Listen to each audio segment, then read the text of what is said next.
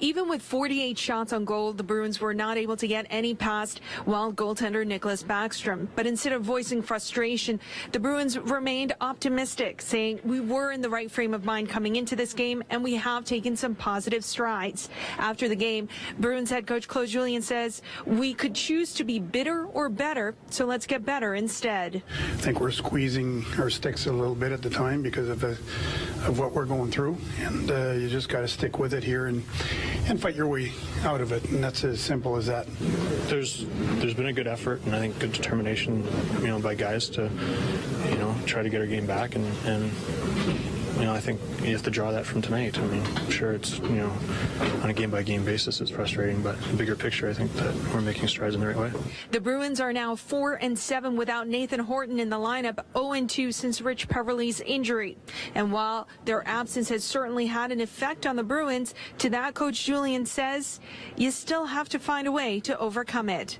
In St. Paul, Minnesota with the Bruins, I'm Naoko Funayama for NESN Daily. All right, thank you very much, Naoko. Back here in Studio B at our NESN Television Center with Gord Kluzak. Gord, it's one thing to get shut out by Henrik Lundqvist, even on your home ice. But Nicklas Backstrom, 48 saves? What's going on with his scoring here? Well, Nicklas Backstrom is a very good goaltender, certainly benefits from the defensive system that's sort of been in place in Minnesota since Jacques Lemaire. It's sort of in the DNA out there. But, he plays strong.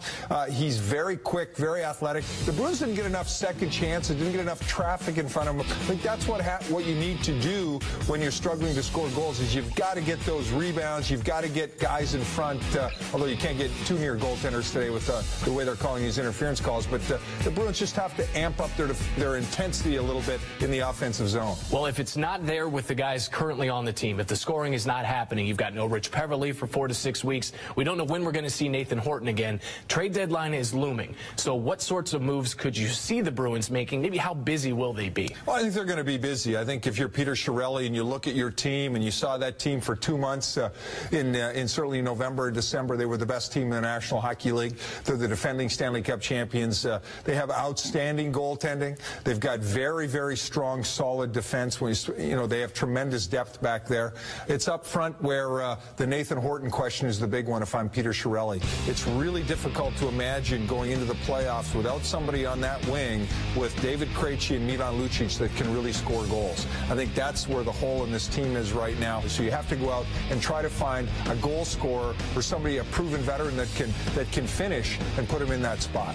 He's making his Instigators debut Wednesday night right here on NESN. That's after the Blues and Bruins game. Hopefully, we're talking about a Bruins win. Gord Kluzak, thank you very much for the time.